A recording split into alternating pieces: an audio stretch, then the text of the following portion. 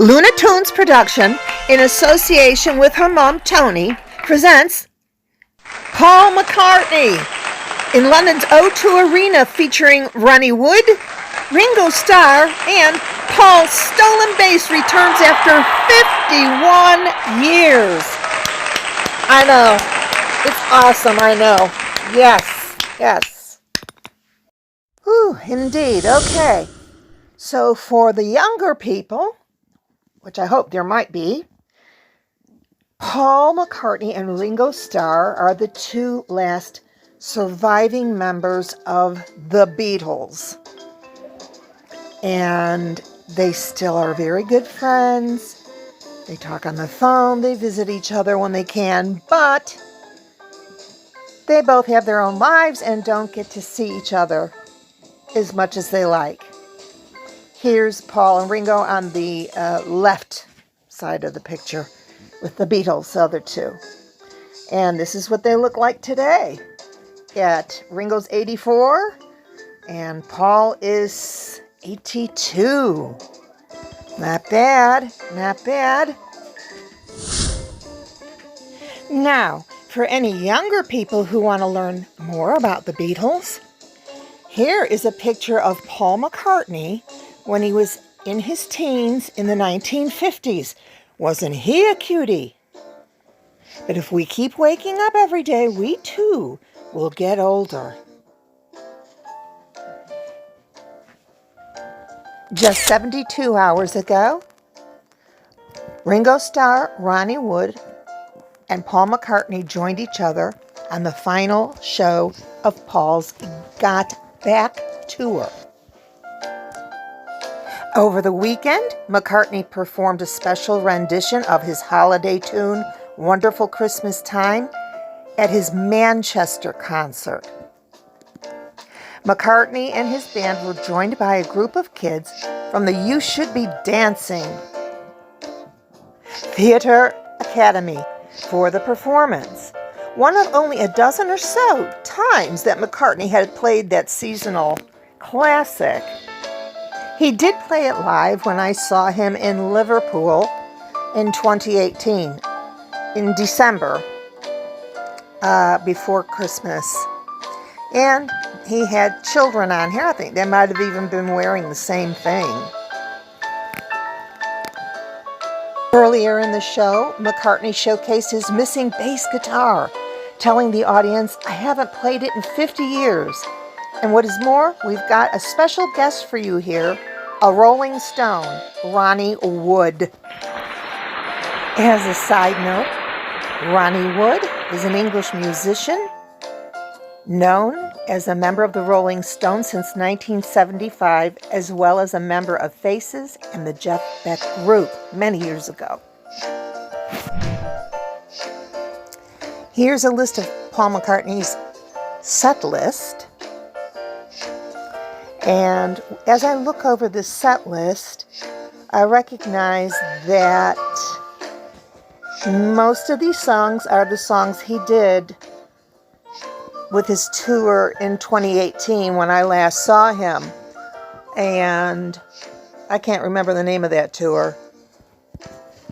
But anyways, most of these songs he did that night. Paul got on stage with Ronnie Wood, or rather, Ronnie Wood got on stage with Paul, but not before Paul's missing bass had been handed to him there on the stage at the O2 Arena in London on the 19th of December 2024. And what did they play? Get Back. Yes, Get Back from the Let It Be album. And what an appropriate song to play and to celebrate with his old friend Ron, because that bass had been stolen in 1972. It went missing. It was allegedly stolen from the back of a van in Notting Hill in London. Its whereabouts were unknown for decades, But in 2018, a group intent on tracking down the German-made instrument, the Lost Bass Project, launched a search for it. And here is the man handing him his old bass, which looks like a new bass because they polished it all up, cleaned it all up, and redid it real nice for him. Isn't this lovely? I have had a guitar stolen, and it's like losing a pet. It's such a violation. A guitar is so much, or I suppose any musical instrument it's like a part of you. And if you've ever had anything dear to you stolen, it is a very bad feeling. And imagine, I can't imagine. It'll never happen to me because I've since moved to England, but Paul paid £30 for the bass in the early days of the Beatles. And I think they said, they say it's worth $10 million now? So some people started this project called Trace the Bass. Paul McCartney received his 1961 Hofner 500/1 model bass guitar back in late September of 2023. The bass was stolen in 1972 and was found in the attic of a family in Sussex after a global search. The Lost Bass Project, a grassroots campaign that began in 2018, was instrumental in finding the bass. The project's team included Nick Wass, a Hofner bass expert, and journalists Scott and Naomi Jones. The search gained momentum in 2023 after the media covered it worldwide. The bass was returned in good condition but needed some repairs to be playable again. I believe I read that the bass was found not far from where it was stolen. This Kathy guest returned the bass, finding it in her attic. Her late husband had become one of a line of people to have owned the instrument since its theft in 1972.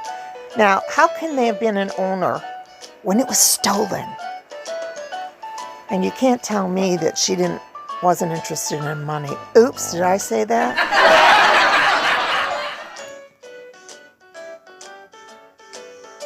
Money, money, money, it isn't funny.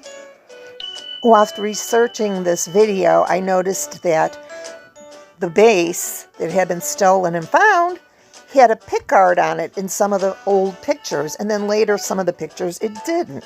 So I looked it up.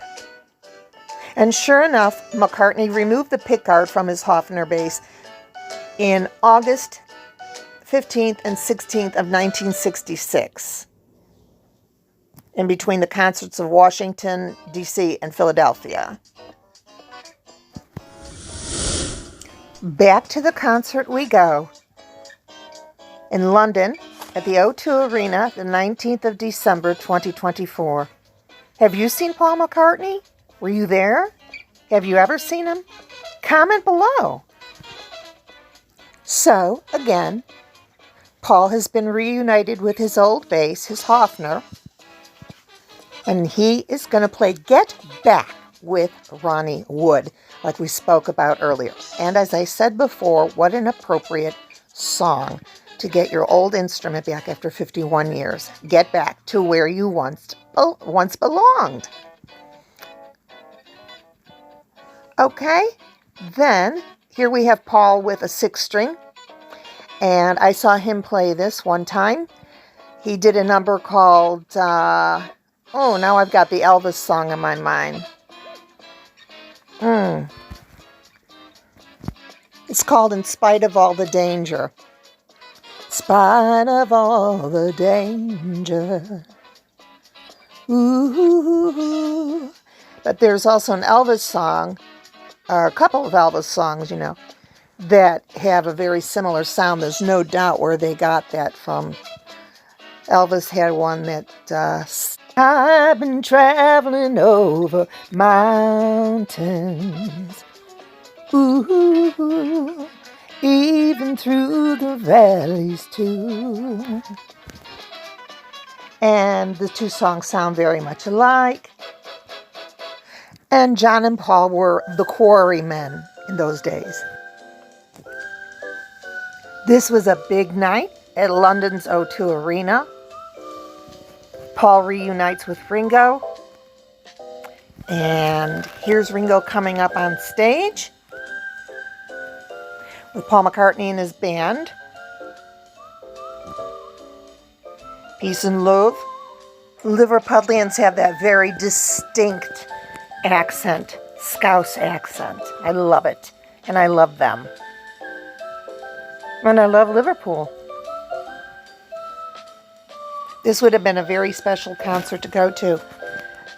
In 2018, I saw Paul McCartney in Liverpool. And then 48 hours later, he had like a night off in between. 48 hours later, he played the O2 Arena then, and Ringo joined him there. And I think that was also the end of that tour. I'm not sure, though. I don't know if it was the end of the tour. But Paul went on vacation with his family right after that, because it was the run-up to the holidays then, too. So I would imagine that this concert, 72 hours ago, what day is today? Sunday.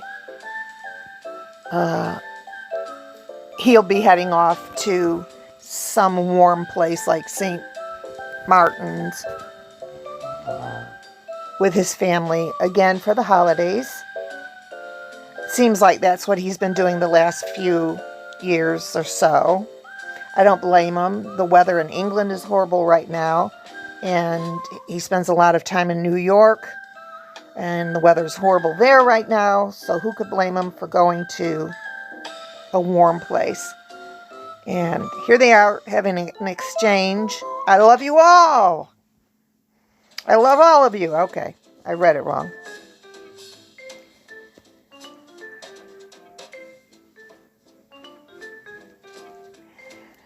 Paul says, should we rock? Should we rock? I wonder. Ringo says, I only rock.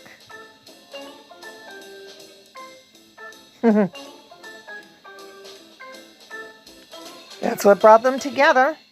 You only rock. Oh, okay. Paul understands.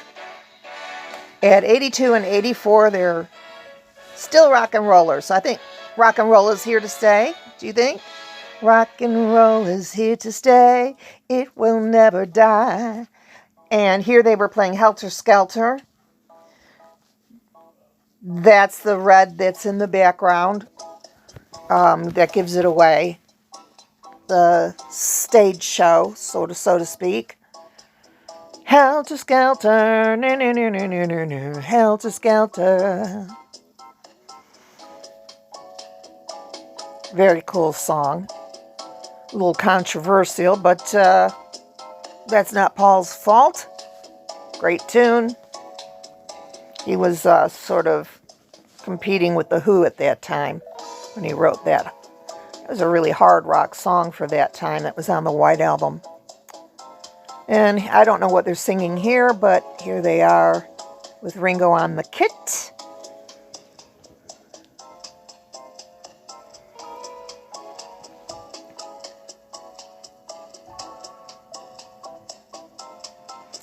Yeah, Paul McCartney. I must have gotten these pictures either off of Instagram or possibly here on YouTube. I take screenshots. There's Ringo back there. Paul always said he would never have any plastic surgery done, and he never did. Could you play in front of an audience that big? I think at one time I could have, because I was playing out every day. Or it's been a little while now. I think I'd have to get my nerve back up to play in front of that many people. Oh, that's a nice picture, isn't it? They were so young when I first started following them, but then again, so was I. So were we all back then, if we are long-time Beatle maniacs or Paul McCartney and Wings fans. That's a big audience. Very big. When I saw Paul McCartney and Wings at the Chicago Stadium in 1976, it was about that big. My mother took me. That was pretty funny because in those days they smoked weed in the auditoriums, and somebody passed a doob to my mother because she brought me to the concert. And my mother passed it to me, and I'm like, no thanks. And I passed it on down to the next person because that's how it was in the concerts in the 1970s. Not today, children. Not these days. No smoking inside. Can you imagine there was smoking inside in those days? Big stadiums like that. So if you don't know much about Paul McCartney and the Beatles, they were huge, big news, and they really changed the landscape of music, pop music, forever. They were big news. They came out on the scene in the early 60s here in Britain, and then they eventually broke the U.S. and then the world. So today we saw Ringo, and we saw Ronnie Wood of the Rolling Stones playing. The old guys getting back together, the old gang. Ringo lives in Monaco and in Santa Barbara, California most of the time, but he must be over here for something. I can't remember for what. I think I did read it. Old friends having a good time today. And just looking back at this. Some more screenshots that I took from a video. I'll never get over it. I'm 64 years old myself, and I became a fan when I was 12.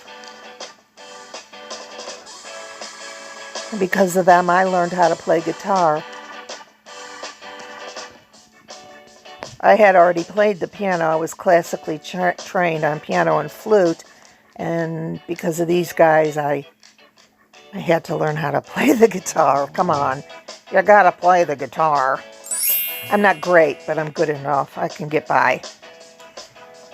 And, yep, like I said, they go back a long time, and here they are in 1964. I believe this might be the Ed Sullivan television show. And this might be in Washington, D.C. in 1964. Looks like it to me. And here's Ringo taking a picture of Paul, just to show you how far these guys go back, yeah? It's hard to imagine. Been through a lot of things together. Losses and grief and good times and kids and parents. And here's me at a Paul McCartney concert in 2018. She was just 17, and you know what I mean. And the way she looked was way beyond compare.